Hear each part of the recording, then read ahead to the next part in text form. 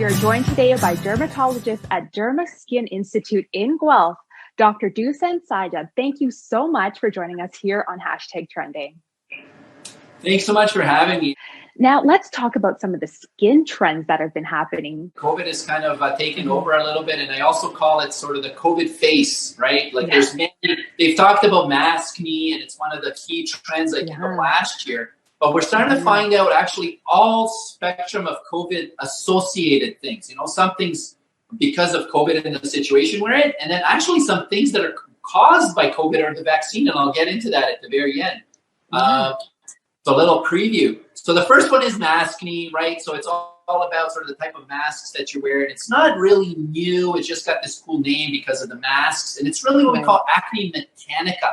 So anytime if you're like picking your acne, I say don't pick your acne. You're going to give yourself scars. And even though we have tons of different treatments for acne scarring, pretty much anything you can think of right here in our clinic, you can see kind of the lasers behind me. See some behind us. We have tons of lasers in here that can help with the scarring, but it's never the same if you don't get it. So I'd rather you not touch your face and give yourself scars.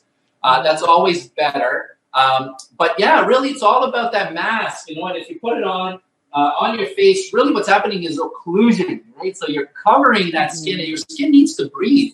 And so it's really important to wear a good mask. A lot of the sort of the masks that are rough materials, synthetic materials are going to be much more abrasive and much more conducive to sweating. So personally, I like, cotton mask, something that has many layers. We know from public health that you need to sort of wear at least a 3-layer mask for protection. But you want to get something with high quality cotton underneath it, filters that can be exchangeable. Make sure you wash them.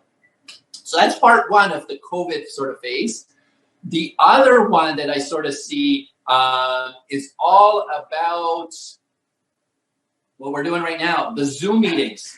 The Zoom meetings, that's right. So we've had so many patients call us and ask us that, you know what, I think I look great. And then it's, not many people have the greatest lighting.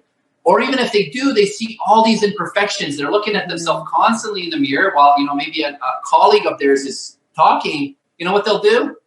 They'll look at their own screen. They're like, oh my gosh, what am I seeing? What's this blemish? So we have so many patients calling us and saying, we're doing all these Zoom meetings and I see myself on that video camera and it looks terrible. So we try to generally tell them, look, it's not you, it's your camera. Upgrade your phone maybe. You might look better. It might be just the pixels. But sometimes it's a real valid concern. And if they sort of notice new spots, whether it's a pre-cancer or even just a benign blemish or other things, they're noticing it more because we're so preoccupied about looking good in front of the screen that we pick up on all these things. So that's why I call that sort of the COVID face.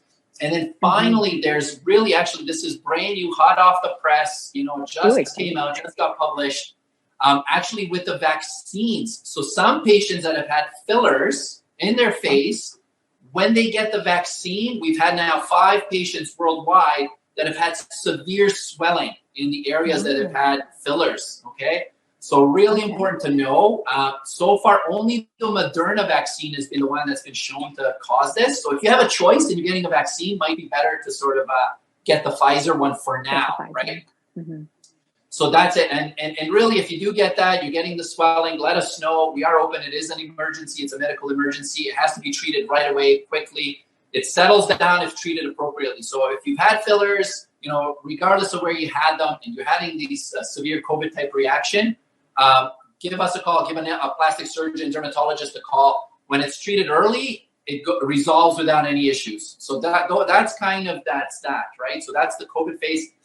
And then the other thing, because of the masks that we're wearing, guess where people are focusing and what they're asking about? Their eyes, their face, the forehead area. You got it, the forehead area. And that's the other thing that people are saying is like, I didn't notice it before, but now that I'm just these eyes, people are sort of commenting about it. And so there's several things you can do. The easiest one is just skincare, self-care, skincare. And there's what I call the 3 pillars of dermatology that anybody should be doing, whether they're 20 or 90. It's sunscreen, sunscreen, sunscreen. Make sure you get a good quality one. That's number one thing that ages us the most. But can you guess, Aleia, what the second most, especially now, especially with COVID, I kind of gave you the Zoom thing. There's another thing that's really aging us that we found. Ooh, what could it be? I don't know. Tell us what's more. I feel like there could be a lot of stuff. There is a lot of stuff, but the biggest one, and there's several articles just in the last year alone, is the blue screens from the computer. Ooh, the light. So Yeah. there are filters you can put on to get rid of that blue light, because it's really that harsh blue light that really ages us as well in the long term.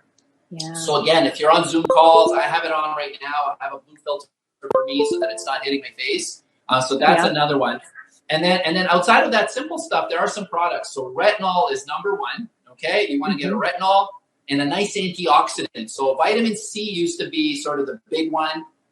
It's hard to formulate. And now with J-Lo talking about olive oil, she actually has a point. So olivenol and hydroxytyrosol, which is the actual chemical in olive oil, is actually the most antioxidant molecule right now out there, even more so than vitamin C, depending on how it's prepared, 10 to 100 times better. So there is some truth to it, absolutely. Wow. So it's really those, a nice antioxidant, sunscreen, and a retinol. And make sure you get a good quality, gentle retinol to start with, because retinol can strip your face. If you're not ready, it's like going to the gym and lifting 800 pounds. Your skin's not going to be happy. We want to know, where can we follow for more? Yeah, absolutely. You can follow us on our platforms like Facebook, Instagram. We're there at Derma Skin Institute. We love to have all kinds of educational content. So we try to keep it as informative, so you can kind of keep your skin healthy and glowing as long as possible. That's our sort of goal, is to keep that skin looking its best as possible, your best refreshed you. We try to do things differently that way. We don't want you looking fake. And really giving you the tools, whether it's, just starting with creams at home and using that 3 bases, or whether you're looking up to step it up and, shed the COVID, the quarantine 15, or help with sort of the other things aspects. So we're here for you. We're definitely happy to help. This information was so amazing. And I know our viewers out there really learned a lot here today. So thank you again for joining us on #Trending.